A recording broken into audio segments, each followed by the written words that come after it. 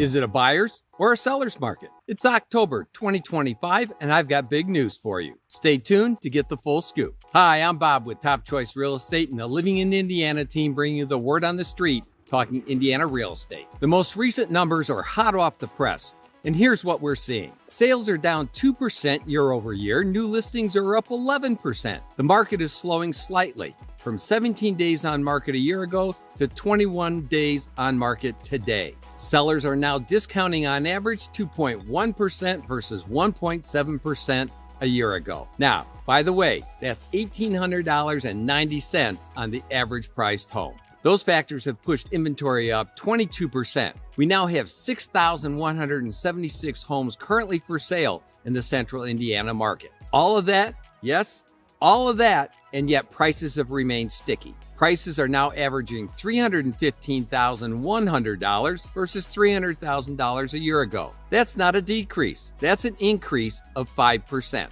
Hey, so much for the nightly news and what's happening around the rest of the country. We're talking about living in Indiana, and I apologize for breaking in, but maybe you can do me a favor. If you like this video or found this content helpful to your cause, then hit the subscribe button, like right now.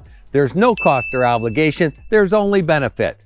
I work harder to make good things happen. Okay, back to the show. Now, you might assume that we're in a seller's market, and to a certain extent, that is very true. But I'll warn you, and this is a pro tip, good houses in good condition, in good locations, are selling fast and for top dollar. But hey, those houses that need some work or are sitting in less desirable locations like busy streets, overhead high transmission wires, or next door to commercial properties, those types of properties are sitting and taking longer to sell. And then they're selling for less than top dollar. And probably then only after several price reductions. So if you want to sell, first get your house in good shape for selling, and then be absolutely certain to price it right. Hey, this is not my first rodeo. If you'd like to maximize your profit, give me a quick call or text. I'll put my decades of experience to work for you. I work harder to make good things happen. You make it a great day now. P.S. If you have a home to sell, this next section is guaranteed to make you money. Watch it now.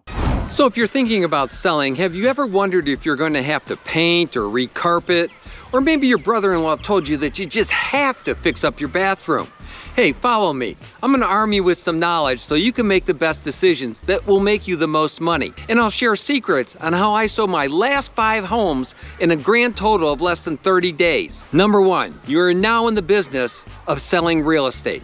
This is no longer about your house. It's time to focus on making it someone else's house. If you're going to get emotionally attached to a house, do it with the new home that you're about to buy. Number 2, we use professional photography, which means to you, people will put eyeballs on your property.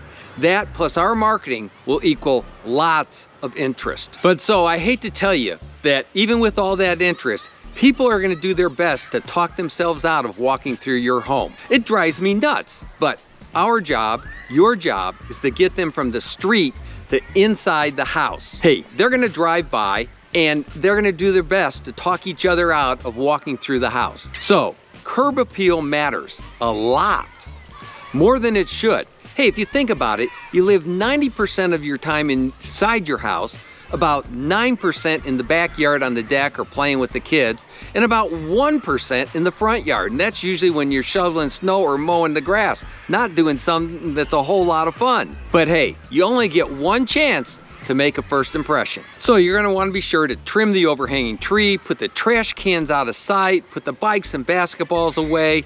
Hey, and bring some color. Flower baskets in the summertime, maybe some mums in the fall. You got Christmas or Halloween, 4th of July, you got big bright flags. Put some color between the street and your house. Number 3, say you do manage to get them to the front porch. There they are. The realtor's fumbling with the lockbox, trying to get the key out. And what are the buyers doing?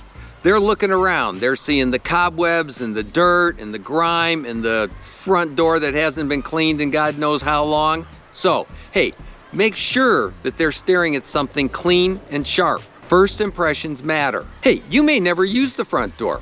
If you're like most people, you come in through the garage. But you're gonna bring everybody in for a showing through the front door. So, hey, paint the front door. Knock down the spider webs, power wash the front porch.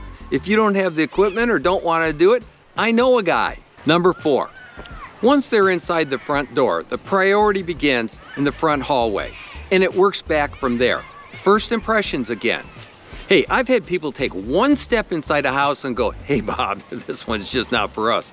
We're out of here. Hey, so the least important things to get done are the basement, the kid's bedroom, the garage. You can have all the boxes in the world in the garage and it doesn't matter. The side of the house, don't worry about power washing that. That's like the last thing that you do. What matters is everything as you move back through the house. That's what's most important. So concentrate your efforts beginning there. Number 5, there's a saying, and it's god-awful true. Kitchens and baths sell houses. Now, the price point may play a role in what you do. A few years back, I was doing a listing presentation with somebody, and it was a pretty nice house. I mean, it was kind of unique, but it was pressing a mill. And the guy just refused to consider putting granite countertops in. He said, well, the people they'll want to choose their own. Sorry, people looking at $1 million home do not want to look at Formica countertops. So consider what price point you're at and then do the things that need to be done to sell it to somebody shopping at that price point. You want to motivate them. It's not about you, it's about them. Make it attractive to them. Make them get their checkbook out. So you may want to consider, do the appliances match? Are they all working? Do all the burners work? Or is it obvious that there's something wrong with that kitchen range? Hey, it may not have bothered you. You may have lived with it for 10 years, but a buyer coming in, those are like trigger points for them, as to say, well, maybe the house hasn't been taken care of, or it just doesn't give you that first impression. You may need to tile a bathroom or update some plumbing or electrical fixtures. Hey, it all depends. And when it comes time to show your house or have people walk through your house, you're gonna wanna remember this because yes, it's a pain in the donkey, but kitchens and baths sell houses. So take the time when people are walking through that those things look sharp. Number 6, you're gonna wanna walk through your house and you're gonna wanna thin it out. You wanna look at your countertops and the tops of chests of drawers and bookcases and all those things, and you wanna remove half of the items there. You wanna box them up, you wanna move them out, you wanna give it to Goodwill, you wanna haul it away. Then you wanna do half again. That's about what most of us have on our tops of our counters and our chests of drawers, is way too much stuff for the person coming in looking to buy. Now, this doesn't cost you a whole lot, but it does take a little bit of time and effort. Now, I don't agree with realtors that say you need to depersonalize your house totally. I think you need to convey to people that the people living here like to live here. Buyers like that feeling. They can tell when they walk through a house and it's a divorce situation and the guy's sleeping on a bed on the floor. That doesn't help create a good feeling. So, hey, you do what you can to make it feel warm. Even if you take out a lot of the personal stuff, leave enough so that they get a feeling that somebody enjoys living there. Hey, people even like seeing those notes on the kitchen table or on a chalkboard that say, 10 things we love about living here. That's something you might want to think about. Number 7, people ask me, should we get a pre-listing inspection? That way we could repair everything in advance. And I go, no. Hey, here's what inspectors do. They come into your place and they write for 3 hours. That's how they justify their fee. They're there for 3 hours. If you get a pre-listing inspection done and you repair 30 items, when the buyer's inspector comes in, he's gonna write for 3 hours. And you're gonna have another list that's equally as long as the first one. Every house has a list, and they're long. They go 50 and 100 items. And you know what? When you move out of your next house, you'll probably have that list too. Besides, you don't know how the buyer's gonna respond. You know, buyers have different comfort levels about different things. One guy may be an electrician. Another one, the wife's brother may be a plumber. They may not give a hoot about those problems, okay? So unless it's something just real glaring that's gonna get in the way of the sale, up front, if somebody writing an offer, hey, let it go. We'll deal with it at the time of the inspection, okay? Number 8, now, there are some problems that just must be taken care of. If you've got asbestos, or mold, or stained ceilings, or pet odors and stains, those are deal killers. I mean, people don't want to hear about asbestos, okay? It scares the living daylights out of them. If you know you got a situation there, take care of it before you put the house on the market. If you have black mold hanging off of something or other, get it taken care of before the people start walking through your house. Stained ceilings. People go, oh, I don't want to have to paint that ceiling. Hey, let me tell you, people walk through a house and it's one of the things that lots of people know, and the guy will look at that stained ceiling and he'll point it out to the wife, and then they'll walk through the house and he'll come back and he'll point out that stain in the ceiling.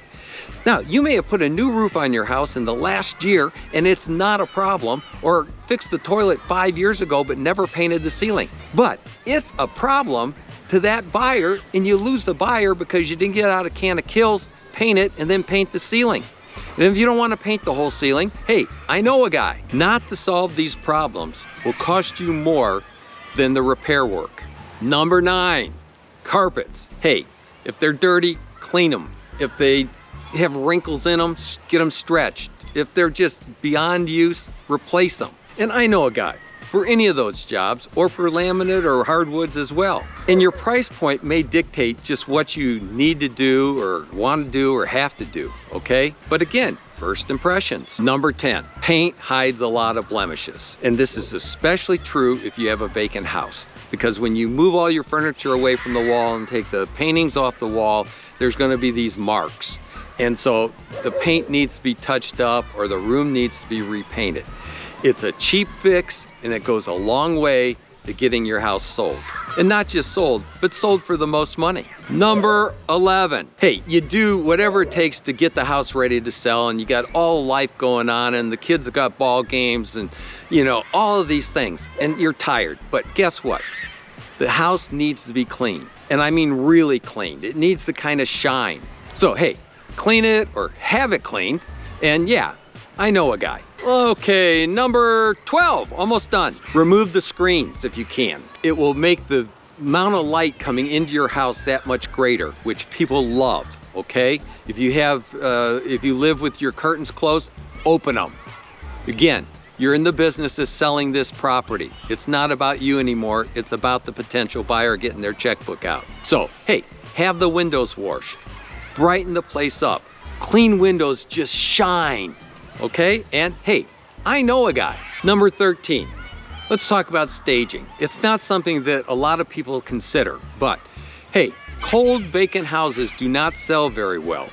And this may be a price point thing, but I've used staging everywhere from about, I don't know, $250,000 on up. So, you know, that's not like major price point in today's market. Staging, professional staging, can really make a difference in getting the most money for a house, selling it in the quickest time, and with the least hassle. Every time I sell my own house, I put myself through this exact same exercise. I'm convinced it's why I've sold my last 5 houses on average in less than 6 days. And no, I didn't give them away, rest assured. Hey, on the first one over in Glendale, I'd been working on the house and I'd gotten it all fixed up, and it was late on a Saturday afternoon, and I loaded up all my tools, and I had a pickup truck was just loaded with stuff, and I'm pulling out of the driveway, and the last thing I do is I stop and I get out and I put the for sale sign in the front of the house and an open house sign. And this truck comes pulling up, and the guy jumps out and he says, he's like dialing the phone, and he says, hey, can my wife and I look at your house? And I'm like, man, I'm beat, I'm going home. And he says, no, my wife's gonna want this house. You know, sure thing. And we keep talking a little bit. I said, okay, I'll tell you what. He couldn't get a hold of his wife. And I said, I'll tell you what. I've got an open house tomorrow morning at 9 o'clock, and I will be here at 8 o'clock. And if you want to get a look before everybody else does, be here at 8 o'clock. So the next morning, I'm there at about 10 to 8, and the guy's already there. He's got his wife, and he's got his realtor. And so I take them through the house, and they say, give me a minute. And so they're out back sitting at the table on the deck, and I'm getting ready for the open house. And so about 10-15 minutes later, the realtor walks in and says, hey, can we have a minute? And so I go out, and hey, you know what? 15 minutes later, we had a signed agreement for a full list price plus the realtor's commission. That's what you call a quick sale. So, hey, I pulled the open house sign and I went home. The second house, hey, I sold that one at the end of the first day. The third house was up in the mountains in Colorado, and that one was an outlier. It took all of 3 weeks to sell. Number 4, I sold on the Monday following the first weekend. And the 5th one, I sold on Tuesday after the first weekend. Hey, I hope you found this helpful and that it will help you sell your house in 6 days or less. Hey, we offer a free room-by-room analysis. I'll walk through the house with you. We can share ideas back and forth. It's free, there's no cost, there's no obligation, and I guarantee you I'll help you make money and I'll help you save money by not doing things that you don't need to. Hey, to schedule a time, call or text me. Make it a great day now. If you're considering relocating to the greater Indianapolis area or moving anywhere within central Indiana, be sure to tune in every week to learn all there is to know about real estate and living in Indiana. Whether you're buying or selling, please keep in mind, I work harder to make good things happen. Hey, make it a great day now. And if you found this video helpful, be sure to watch this next clip right now.